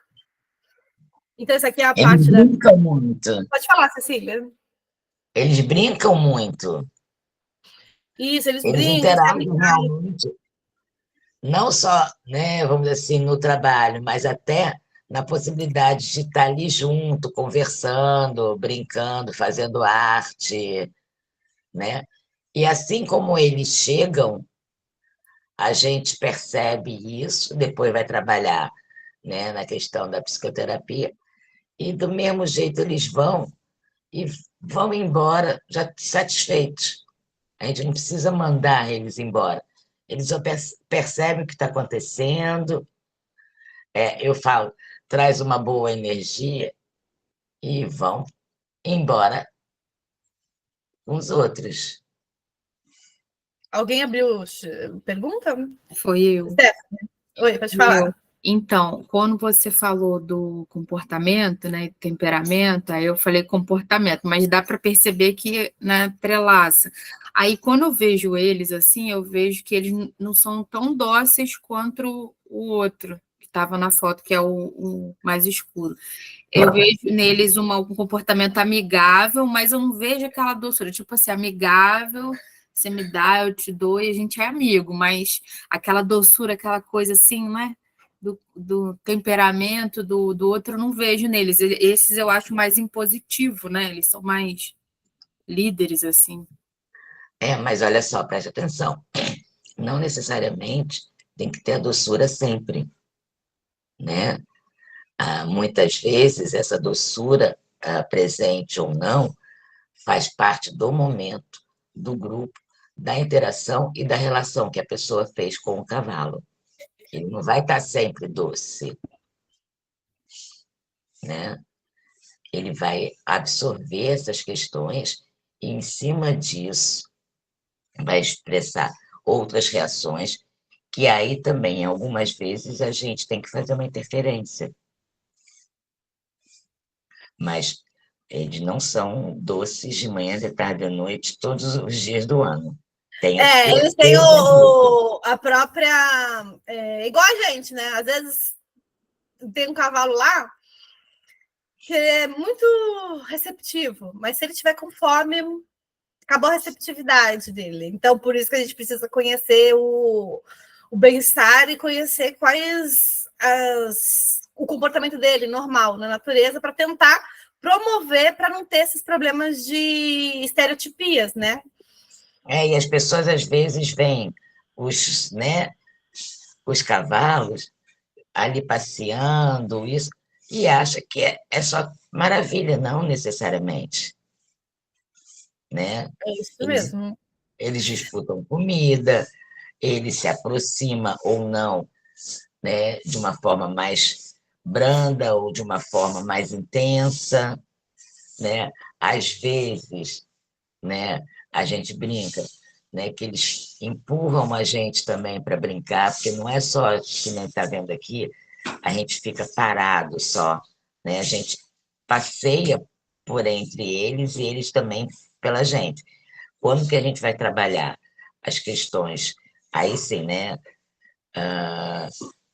das pessoas, aí a gente está também focando em cima do que está observando deles, o que eles estão mostrando para a gente e o que a gente está trazendo para eles. Muito bom. O entendimento também é importante, que a gente tenha cavalo que entenda o que está sendo feito. Essa aqui é a Lu, da ecoterapia, a gente colocando o cabresto, ó, ela está paradinha, ela está entendendo que a pessoa quer colocar um cabresto nela, né? Então, o quanto ele entende. Isso é importante nesse relacionamento, viu? Ela vai para um lado, vai para o outro, e a égua está ali, tranquila, né? Depois ela faz um carinho, né? Está se permitindo estar ali. Oi? A égua está se permitindo estar ali. Tá se permitindo estar ali.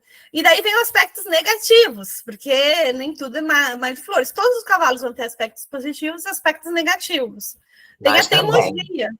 Oi? Nós também, Tem a teimosia, que ela puxou o cavalo, ele não quer andar, ele vai, levantou e saiu.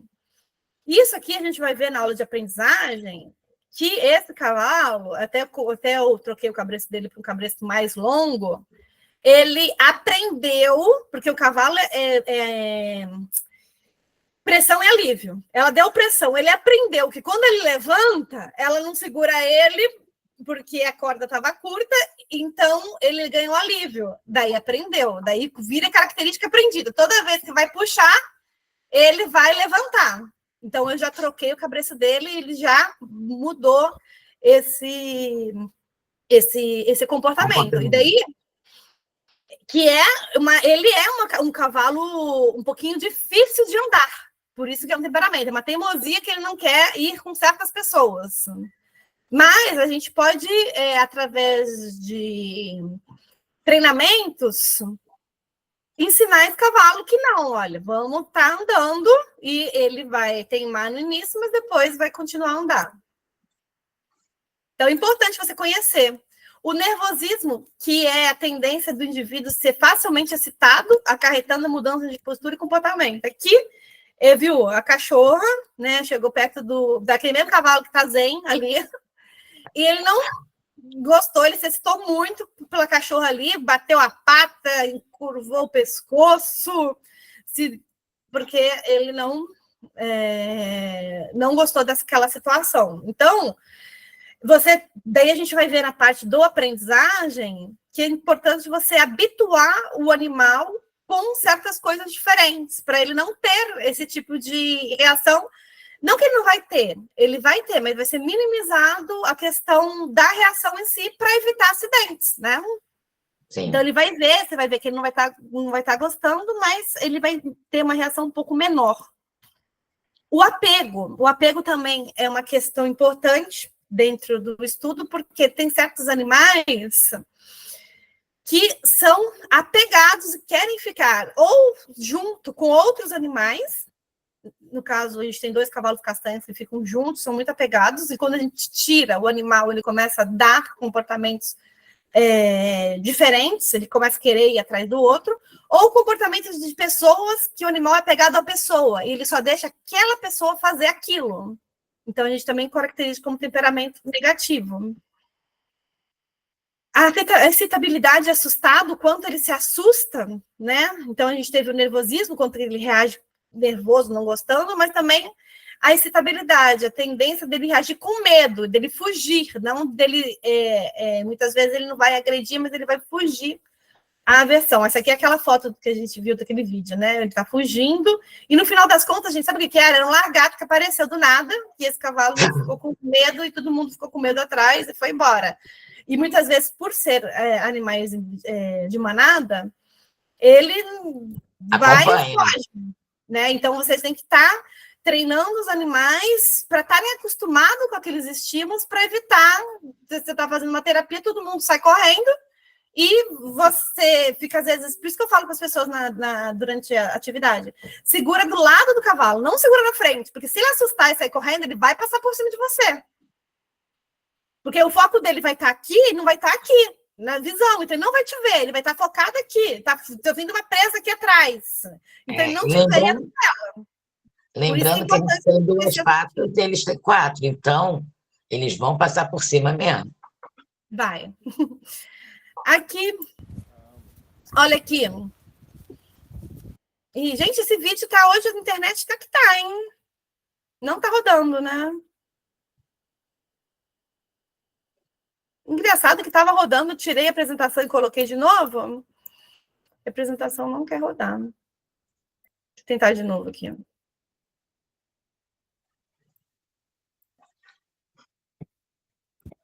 Aqui, né? Ah, minha filha. Aqui, eu vou mostrar, não vai dar para rodar, mas ele tá com um saco plástico e o cavalo tá reagindo ali com medo do saco, né? Então, é um temperamento ou um comportamento?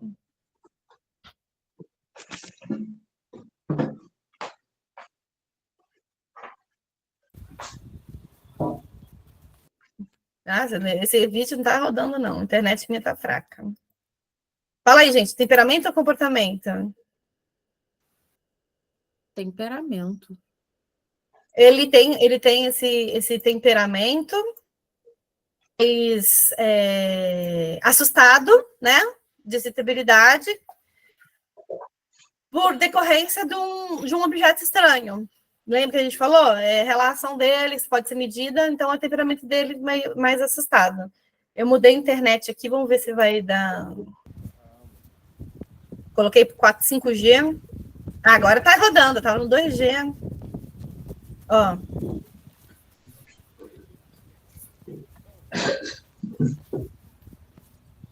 Daí você vai mostrando para ele, então que foi o primeiro dia, né? Que aquele objeto é um objeto que não vai fazer mal, ele vai aprender a ter um comportamento que não é. O comportamento dele é o quê? Rodar. Então, o comportamento dele foi de rodar. Então, a partir do momento que ele vê que o objeto não é um agressivo, ele vai começar a parar de rodar e vai ter um outro tipo de temperamento.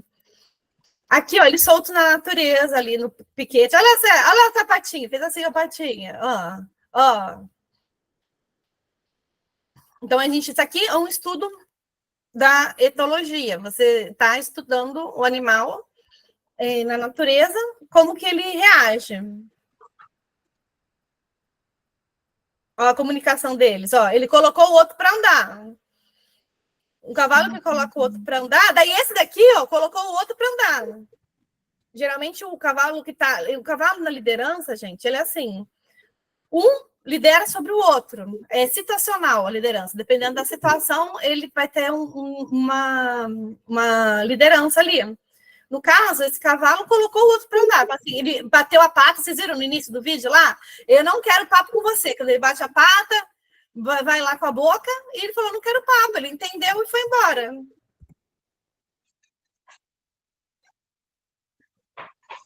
Mas isso não significa que ele tenha um temperamento agressivo, né? Aquele cavalo. Aquele cavalo, ele tem um temperamento, no somatório, positivo.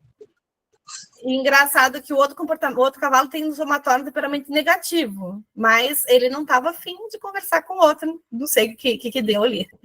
E quando a gente vai falar do temperamento, alguma dúvida? Não. É importante a gente lembrar do etograma. Então, como a gente viu ali, como que a gente vai avaliar o comportamento do cavalo? O temperamento a gente pode avaliar como um todo, como que ele reage, e o comportamento, muitas vezes, você vai avaliar medindo, observando e medindo os comportamentos normais e anormais. Então, um cavalo distraído, ele está assim, com a cabeça baixa, com os olhos fechados, os lábios relaxados. Isso é um comportamento normal. Ele pode estar até dormindo, porque ele está distraído, ele não está prestando atenção no que está acontecendo. Está praticamente dormindo aqui. Isso é importante a gente saber por quê. Quando a gente chega perto dele, a gente sempre chega falando para chamar atenção. Para ele, se ele estiver distraído, você encostar nele, ele é animal de fuga, ele pode machucar alguém. Alerta. Quando ele está com as orelhas para frente, está alerta, está atento. Então, é importante a gente saber essa questão, para que a gente chegar na lateral, ele estiver com a orelha para frente, ele não está prestando atenção em você. Então, ele está com foco aqui. Deitado é um comportamento também. Então, quando a gente vai avaliar a etologia, o etograma, a gente vai estar lá. Quanto tempo que o cavalo ficou com a orelha para frente? Daí coloca lá quanto tempo. É um estudo de etologia. Quanto tempo o cavalo ficou deitado? E daí você vai ter uma noção, durante o período analisado, da porcentagem de tempo que ele desenvolveu cada comportamento. Aqui ele pode estar deitado assim, mas olha aqui atrás. Tá vendo, gente, o cavalo que eu falei? Que um fica, o outro deitado, o outro fica em pé? Protegendo. E ele já tem uma interação muito boa com a pessoa. Então, a gente já trabalhou essa questão do vínculo. A Carolyn chegou perto do Absinto, ele ficou tranquilo. A Carolyn aqui também perto do Vinícius, né? Nesse dia estavam os dois deitados aqui. Depois esse aqui estava na hora que ele estava esse deitado, depois esse aqui deitou, o Vinícius, né? E ele tá tranquilo, então ele tem essa questão da confiança também com o ser humano, que é muito importante a gente estabelecer. Cavalos que são maltratados não vão ficar assim deitados próximo de quando o ser humano está. O que vai acontecer, ele pode levantar e sair, né? Porque ele tem que ter segurança. O cavalo, ele pasteja, então tá com o focinho rente ao chão, é um comportamento normal. Cavar, né? Essa foto ele tá cavando para retirar comidas do solo, é um comportamento normal. Relinchar, e lembra que a professora Valéria falou, o cavalo, a maior parte da comunicação não verbal, mas ele pode relinchar para chamar os outros cavalos, se ele está separado de um cavalo que é muito amigo dele, ou uma égua chamando um potro. Isso é muito comum, tá? Aqui, ó. Ele tá, esse galinhão, com raiva, porque ele tá sozinho ali, pelo menos tiraram o companheiro dele, né? Daí ele vai começar a relinchar para chamar o outro companheiro.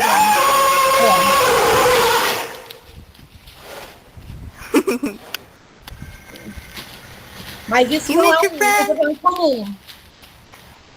Ele vai relinchar por conta de se acostumar, ele não está conseguindo ver o outro companheiro, então ele vai pela audição. E ele está inquieto, tá vendo? Ele está inquieto. Inquieto, vai para um lado, vai para o outro. Ele não está confortável. Pode ser um companheiro aqui, que é um garanhão, né? Ou pode ser com uma égua procurando o potro também. Comportamento normal do cavalo, mordiscar um ao outro, eles estão se coçando, então por isso que quando a gente rasqueia o cavalo, tem cavalo que às vezes vai virar para te mordiscar também, porque é com o normal dele. Aqui, ó, lá no setor, as mulinhas, elas estavam se fazendo grooming, daí elas pararam, quando meu filho começou a filmar, né? Daí ele vai falar com elas. Faz isso aí. Elas vão voltar de novo, vão fazer. E é sempre na mesma posição, um com a outra. Tipo assim, dá uma coçadinha aqui, você me coça ali. É um comportamento normal. Porque você precisa saber, às vezes você está rasqueando o cavalo, ele vira para te dar uma mordiscada também. Não significa que ele não está gostando daquilo, que ele está curtindo aquilo, ele quer retribuir. Então, isso é importante a gente conhecer o comportamento. Já a gente trouxe aquela questão do comportamento normal para falar dos comportamentos anormais, que são estereotipias, que precisa ser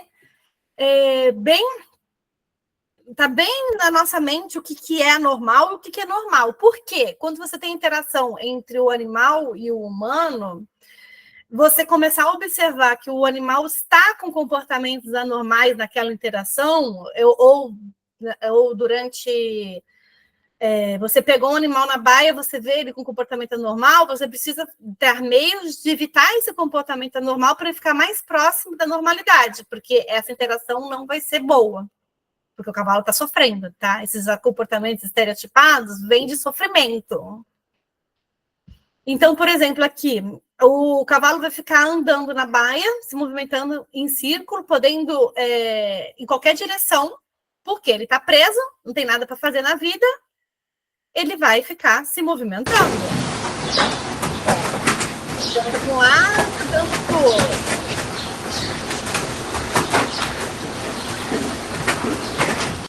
Como que a gente pode, vocês já viram, como que a gente pode minimizar esse comportamento? Hein? Dando um espaço que ele possa andar, que ele possa se alimentar durante mais tempo, de maneira mais de acordo com o habitat dele, né? Isso mesmo, Flávia. Muito bom. E também pode ter movimentos repetidos de cabeça. Ele vai balançar para um lado e para o outro. Já play aqui. Ó, ele tá balançando.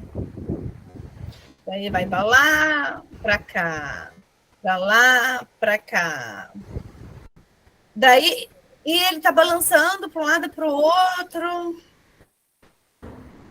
E o outro cavalo tá olhando.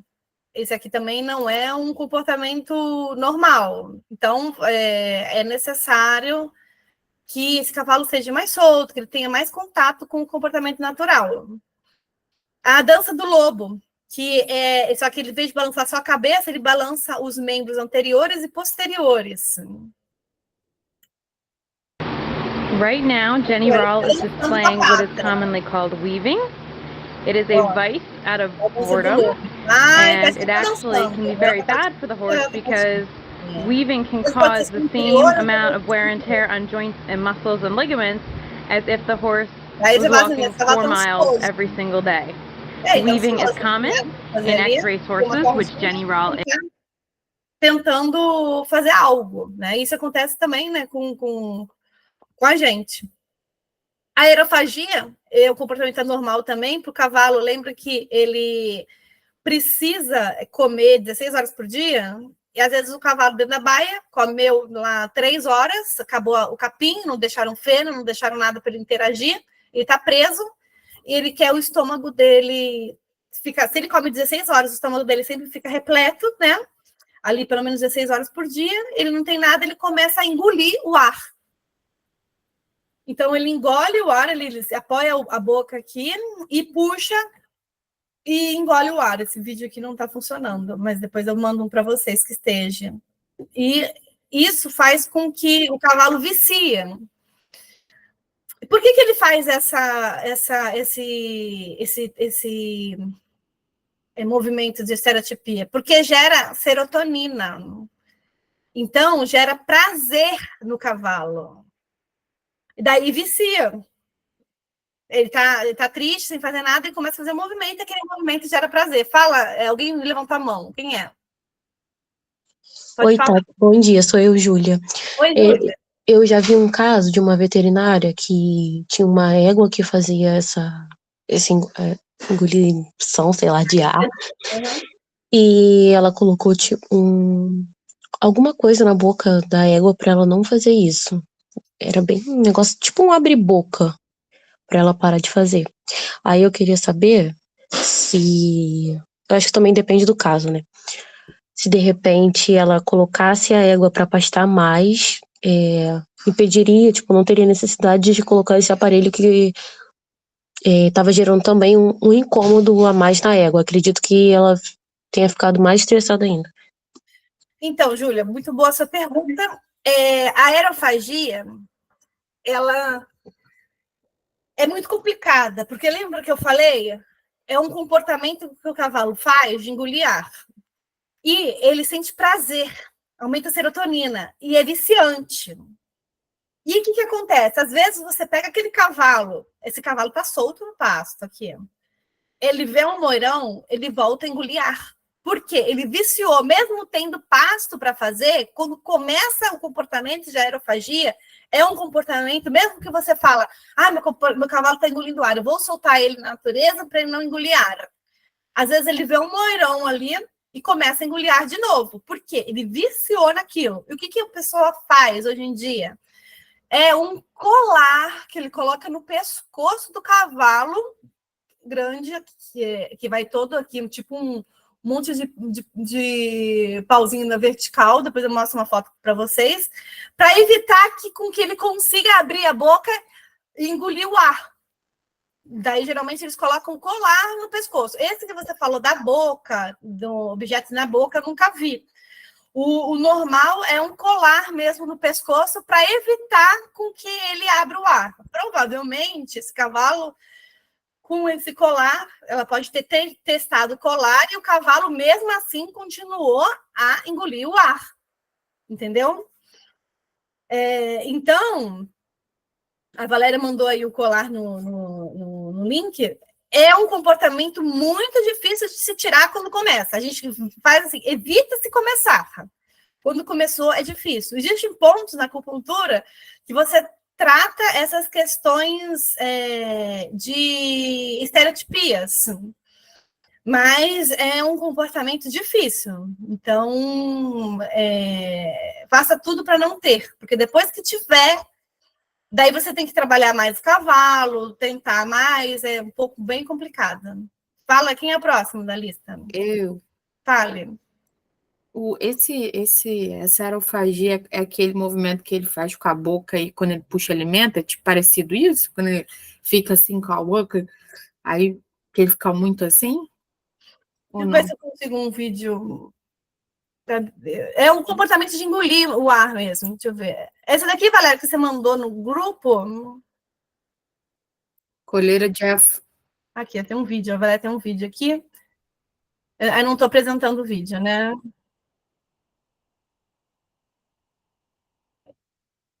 Tem a coleira que ele coloca. Não, vou tentar ver aqui, mostrar aqui para vocês aqui, ó. Ver se tem. Qual que é a próxima?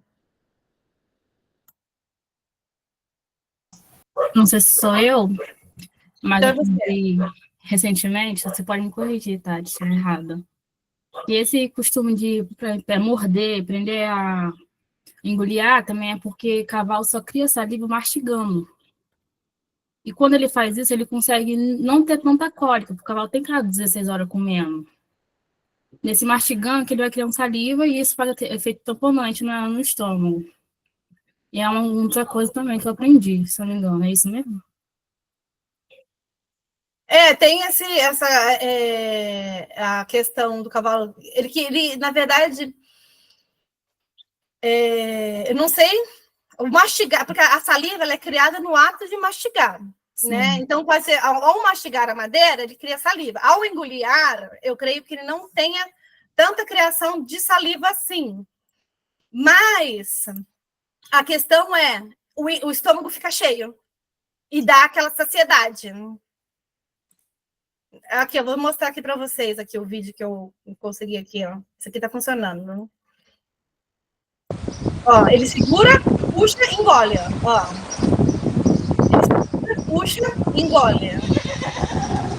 Ó, daí faz, às vezes coloca o coleira aqui no pescoço ou o colar, que é um reto, para evitar que ele fique fazendo isso. Ó, ele tá solto, gente, tá vendo? Ele tá fazendo outra coisa. Mas ele tá engolindo o ar. Não acha que isso pode ser relacionado à fome? É relacionado à fome, em termos, né? Então, Karen, a questão do engolir o ar está muito relacionado ao cavalo não ter nada para fazer. Entendeu? E não tem comida, não tem nada, ele começa a criar esse hábito. Não tem que fazer nada, daí ele começa a criar o hábito, e quando ele começa a engolir o ar, ele sente a saciedade e fica de novo engolindo. Então, você fazer com que o cavalo, se o cavalo ficar preso na baia, ele não tenha lugar para engolir o ar, né, para bombear, ou também fazendo com que o cavalo tenha a comida constante ali, né? Fala, Valéria. Então, esses comportamentos repetitivos, né, que fala da questão do hábito, eu vou puxar para a psicologia o nome da questão do vício, né? Isso, No vicia. que sentido? Como que vicia se é um comportamento inadequado? Pelo prazer. Então, há um gozo, há um prazer nessa situação. E o que inicialmente pode ter sido deflagrado por uma série de questões, como você falou, qualquer questão da fome, ou a apatia, falta de estímulo, isso pode ter sido o estímulo inicial, tá? Mas, para fugir dessa sensação, ele desenvolve e consegue ter um determinado prazer. Aí ele depois foca nessa questão desse prazer. Pensa o vício de roer a unha. Quantos nós, adultos, sabemos, temos ciência, temos, né, um comportamento racional de que, enfim, é insalubre roer a unha. E a gente rói. Por que a gente rói? Né? Porque aquele vício ele vai estar despertando internamente uma série de sensações. E aí, se a gente for pensar naqueles 3 tipos de estímulos que eu falei, esse seria um exemplo de um estímulo interoceptivo, ou seja, de uma percepção de sentimento interno, visceral, que é do relaxamento do prazer, tá? Distorcido. Então, como que a gente faz para poder quebrar isso? Tá? Isso. E daí a gente já está terminando aqui. A Camila perguntou, né? Gente, já anotei, eu anotei, tá? Quem estava aqui. Não sei se alguém chegou depois. Já está terminando. Eu estava aqui, Camila Santos. Camila, depois eu falo quem estava aqui, mas a gente já está terminando, tá? Rapidinho. Cadê? Tá aqui. Daí. Calma aí. Já anotei seu nome, Camila. Gente, eu tô apresentando sem estar em tela cheia? Agora ficou reduzido, não está na tela cheia, Tati. Ah, tá. Tá, entendi. Então, e aqui, deixa eu apresentar aqui, tá aqui, ó. O potro comer as fezes é um comportamento anormal em cavalos, mas é um comportamento normal em potros, tá?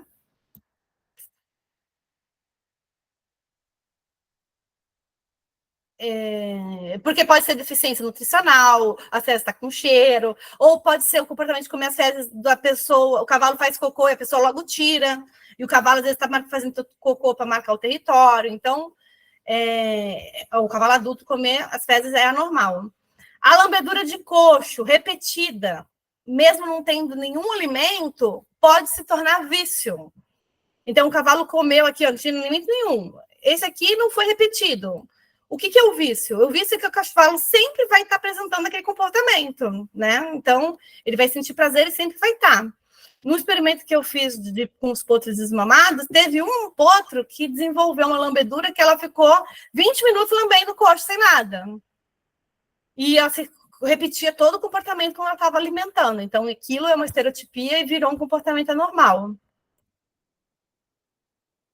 Bater nas baias. Não está mudando a imagem, tá, Tati? Não? Não. Olha só. Mudou agora? Agora está aparecendo um vídeo. Isso. Aqui, bater a baia, bater com as patas, pode ser considerado um comportamento... O vídeo não está rodando, mas está aparecendo só a imagem do vídeo. Está muito boa hoje, gente. A gente manda o link. Você bater a pata, o animal, é uma comunicação, né? Aqui, no caso... Começou o vídeo. Começou, né? Coloquei tela cheia e não quis funcionar. Daí ele vai pedir. Mas isso não é um comportamento anormal, gente. Porque ele está pedindo a comida. Agora, depois que você der a comida, ele continuar batendo a pata, estressado, nervoso, isso é considerado um comportamento anormal, ok? E é isso que a gente trouxe hoje. Eu só trouxe aqui depois para a gente ver. É importante a gente conhecer também se o cavalo é muito magro ou se ele está muito gordo. Vou deixar essa tabelinha com vocês, né? Para a questão a ver o bem-estar. O ideal é que o cavalo fique nesse 5 aqui, que é a traseira plana, sem cristas, costelas não são identificadas visivelmente, a cernelha amendoada, né, redondinha, os ossos são cobertos pela massa muscular. Isso é um cavalo ideal, porque se você tem um cavalo também igual esse super magro, você vai ter um cavalo que tem comportamentos anormais por conta da deficiência nutricional, ok? E terminou a nossa aula. Muito obrigada a todos. A Lélia pode parar de gravar. Eu marquei aqui quem estava presente.